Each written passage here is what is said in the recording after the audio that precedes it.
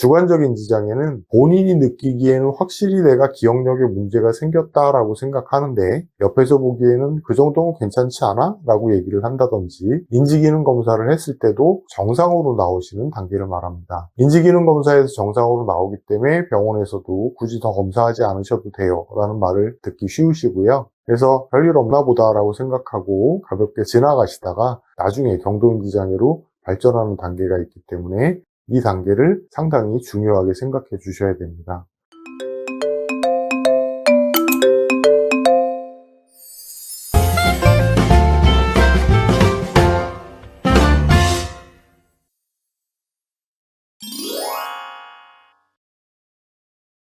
안녕하세요. 청래한의원의 이진혁 원장입니다. 오늘은 주관적 인지장애라는 증상에 대해서 말씀을 드려보려고 합니다. 치매가 치료가 쉽지 않은 병이기 때문에 최근에는 치매를 일찍 발견하고 미리 예방하는 데 치료에 중점이 맞춰지고 있는데요. 이런 면에서 볼 때 주관적 인지장애는 굉장히 중요한 증상이라고 할 수가 있습니다. 흔히 치매의 전 단계로 알려져 있는 경도인지장애보다 한 단계 빠른 단계를 주관적 인지장애라고 하는데요.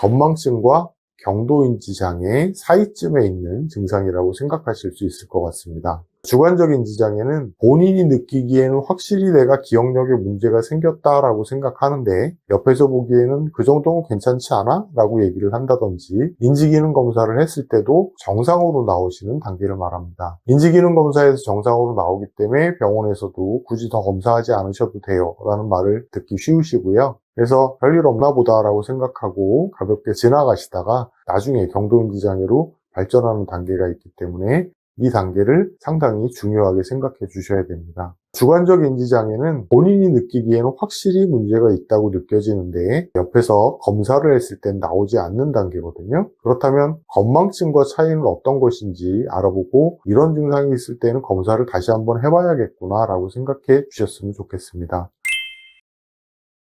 건망증은 기억이 잘 만들어지지만 그것이 금방금방 꺼내지지 않는 증상이기 때문에 옆에서 누가 힌트를 줄 때는 금방 기억을 할 수가 있습니다. 반면에 주관적 인지장애는 힌트를 주더라도 금방 기억을 해내지 못하는데요. 가령 어저께 저녁 때 뭐 먹었는지 한번 말해보세요 라고 했을 때 건망증 환자의 경우에는 잘 기억을 못하더라도 옆에서 누가 어저께 해물 이렇게 얘기하면 아 그렇지 하면서 해물과 관련된 메뉴를 생각해내고 금방 말을 하실 수가 있게 돼요. 하지만 주관적 인지장애에서는 힌트를 받은 뒤에도 금방 생각을 해내지 못하고 해물이라면 내가 해물 뭘 먹었지? 라고 생각하다가 한참 뒤에나 기억을 해내실 수가 있습니다. 건망증보다는 기억해내는 속도가 훨씬 늦어지는 상태라고 생각할 수 있는데요. 건망증과 또 다른 하나의 증상은 암기를 할 때 암기 능력이 자꾸 떨어진다는 것이 느껴진다는 겁니다.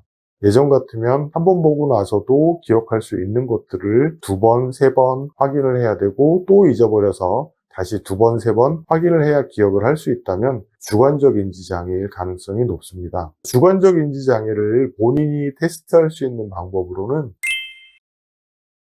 또래의 다른 사람들보다 내가 기억력이 많이 떨어진다. 그리고 무엇을 기억해 두려고 할 때 금방 기억이 안 되고 예전보다 여러 번 봐야 기억이 된다라고 생각되신다면 주관적 인지장애일 가능성이 높아집니다.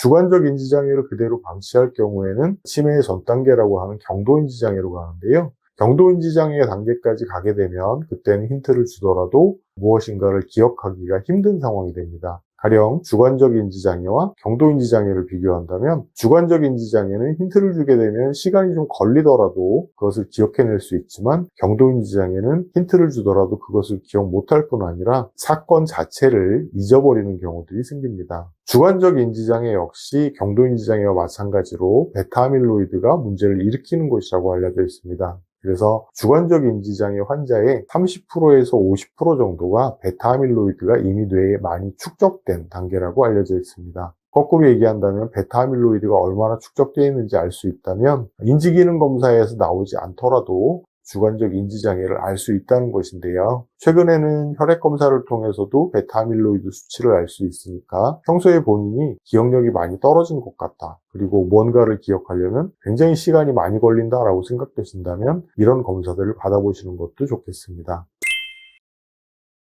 주관적 인지장애나 경도 인지장애, 치매 모두 몇 가지 일상적인 습관을 조절하면서 많이 호전이 되실 수가 있는데요. 가장 중요한 것은 운동입니다. 운동을 통해서 근육에서 나오는 아이리신이라는 호르몬을 배출시키게 되면 이 아이리신이 베타아밀로이드도 감소시켜주고 뇌세포의 연결도 훨씬 튼튼하게 해주기 때문에 운동을 꾸준히 해주시는 것이 좋은데요. 운동을 하실 때는 그냥 동네 걷기로는 너무 약하고요. 적어도 땀이 나시거나 옆에 사람과 말하기 조금 힘들 정도로 숨이 찬 운동을 일주일에 150분 이상 해주시면 많이 도움이 되실 겁니다. 여기에서 150분, 한 번에 150분을 그대로 진행하셔도 괜찮고 하루에 30분씩 나눠서 하셔도 되고 50분씩 나눠서 하셔도 괜찮습니다. 일주일에 총량이 150분 이상 되도록 중강도 정도의 운동을 해주신다면 기억력을 개선시키고 주관적 인지장애나 경도 인지장애를 치료하는 데 많은 도움이 될 수 있습니다. 오늘 제가 준비한 내용은 여기까지고요. 오늘 내용이 괜찮으셨다면 좋아요, 구독 부탁드립니다. 저는 다음에